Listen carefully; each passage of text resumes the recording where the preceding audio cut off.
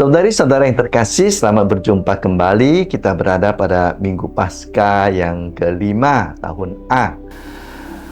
Bacaan-bacaan hari ini mengajak kita berpikir tentang suatu hal yang merupakan hal umum nampaknya di kalangan orang-orang muda. Fenomena. Coba perhatikan, entah dimanapun, entah di dunia Asia, dunia Eropa, atau daerah yang lain-lainnya, orang-orang muda itu mencoba untuk mencari tokoh acuan. Nah, kita sebut saja bahasanya idola. Entah itu idolanya itu tokoh penyanyi pop, bintang film, sport, atau tokoh politik, tergantung kepada preferensi masing-masing. Tetapi rata-rata kaum muda mencari orang yang bisa mereka jadikan pola anutan atau idola. Dan mereka bukan hanya mengidolakan, mereka juga kadang-kadang mengikuti cara idolanya itu bertindak, berpakaian, rambutnya, riasannya, barang-barang yang dipakai, dan mereka usahakan meniru. Nah, selain itu, dari gejala ini kita lihat juga bahwa pada akhirnya kelompok-kelompok muda ini tidak selalu stabil di dalam mengikuti idolanya. Cukup sering mereka akhirnya stop atau berpaling ke idola-idola yang lain. Tidak terlalu setia. Mengapa? Karena kebanyakan kelompok-kelompok ini mengikuti secara lahiriah, luarnya saja. Mereka bukan melihat seluruh hidup dari tokohnya tersebut, tapi mereka merasa mereka bisa menjadi seperti tokoh idolanya dengan mengikuti hal-hal lahiriah. Dan itu tidak bisa bertahan lama.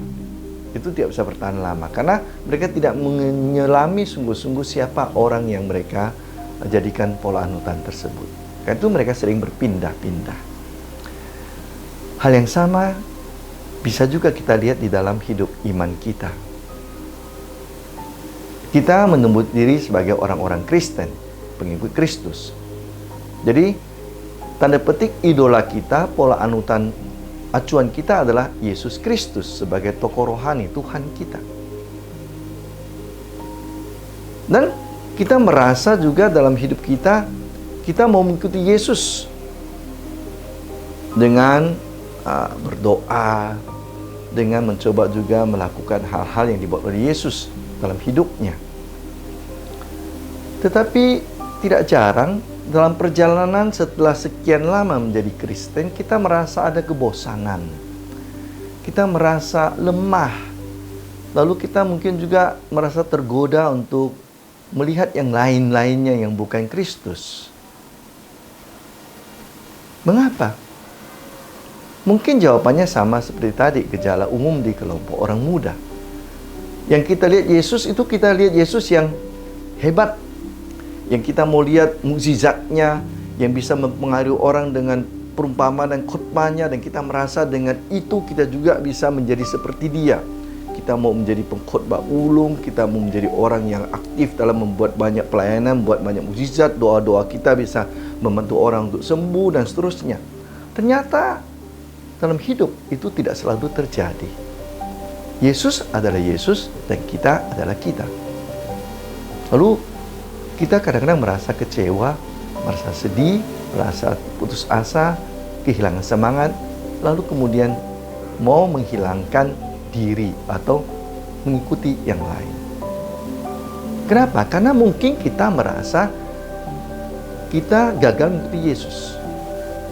Padahal kalau kita mau tahu, Yesus menjadi Yesus bukan itu dalam sekejap, satu malam atau satu bulan atau satu tahun. Kita tidak menjadi orang Kristen hanya karena surat baptis kita atau krisma kita, atau menjadi seorang religius, imam hanya karena tabisan kita atau kalkul kita. Yesus menjadi Yesus dengan segala kualitasnya itu karena 30 tahun dia mendidik diri dalam keluarga, mempersiapkan diri dengan keluarganya dengan Tuhan. Ia harus belajar dari orang tuanya. Ia harus berjuang mengerti kehendak bapaknya. Ia harus dicobai oleh iblis di padang gurun. ia harus belajar berendah hati untuk dibaptis oleh Yohanes Pembaptis. Sehingga ketika dia berkhotbah, dia sungguh-sungguh mengungkapkan kata-kata yang asli. Ketika dia membuat mukjizat, itu sungguh-sungguh untuk kebaikan kerajaan Allah, bukan untuk hal-hal sensasional atau gimmick. Karena itu bagi kita, untuk menjadi seperti Yesus, kita juga harus belajar berjuang untuk iman kita. Kita harus belajar untuk terus-menerus memperdalam iman kita. Bukan cukup hanya dengan sakramen baptis, krisma, atau ikut 1-2 kali retret, kita sudah akan seperti Yesus. Itu perjalanan seumur hidup, seperti Yesus juga mempersiapkan dirinya seumur hidup.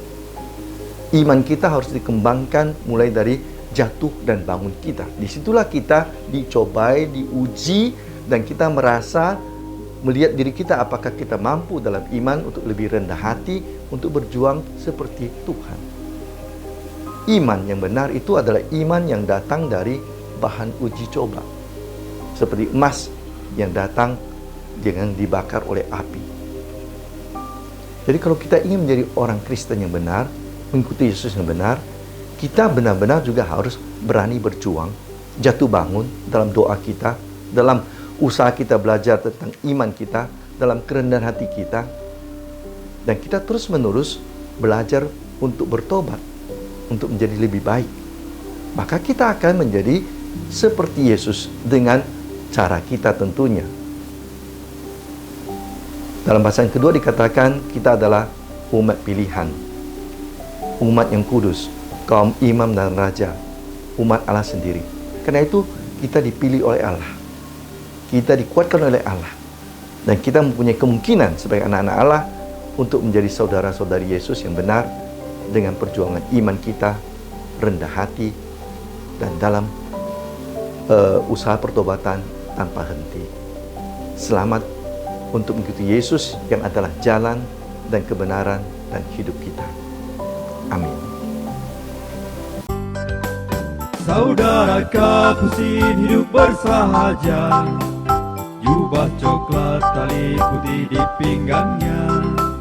Saudara Kapusin tebar sukacita, menjadi saudara bagi semuanya.